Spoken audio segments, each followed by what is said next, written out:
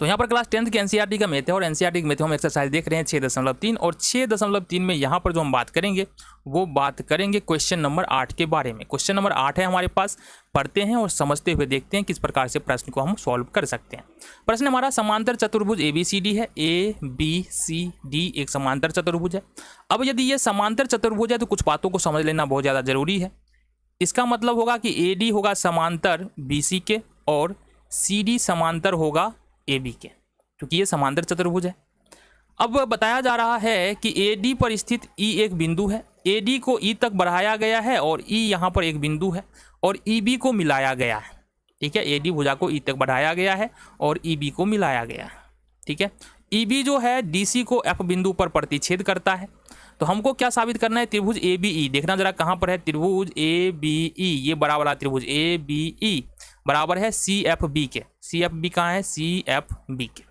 कैसे साबित कर सकते हैं आओ जरा देखते हैं। देखो यहाँ पर भी जो हम प्रयोग करने वाले हैं ना, दो त्रिभुज को समरूप साबित करने के लिए वो ए समरूपता प्रमेय का प्रयोग करने वाले हैं।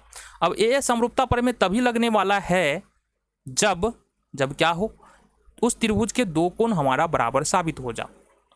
तो सबसे पहली बात, त्रिभुज ABE और त्रिभुज CFB में, यहाँ पर गौर से देखेंगे ABE और CFB में कोण A बराबर हो जाएगा हमारा कोण C।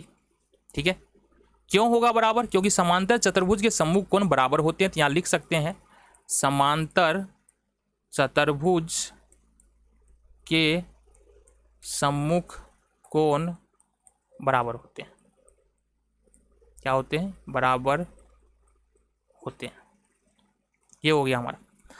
देन दूसरा बात जो यहाँ पर हमको दूसरा कोण पकड़ना है ना, वो तुमको बता दे, कोण E बराबर हो जाएगा कोण FBC। क्यों होगा बता रहे अभी तुमको, कोण E बराबर होगा कोण FBC। ये होगा तुम्हारा एकांतर कोण। क्यों होगा, देखना गौर से देखना, ये जो AE है यहाँ पर देखना, AE है इस प्रकार से है और यहाँ पर हमारे पास BC है और इसको इस प्रकार से मिलाया गया। अब ये रेखा इस रेखा के समांतर है। यहाँ पर AE जो है, अगर ये A है, ये E है और ये B है, ये C है, तो यहाँ पर AE समांतर BC दिया है और EB जो है वो तिर्यक रेखा है। इसका मतलब ये कोण बराबर होगा ये कोण का, इसलिए हमने कहा E बराबर कोण FBC।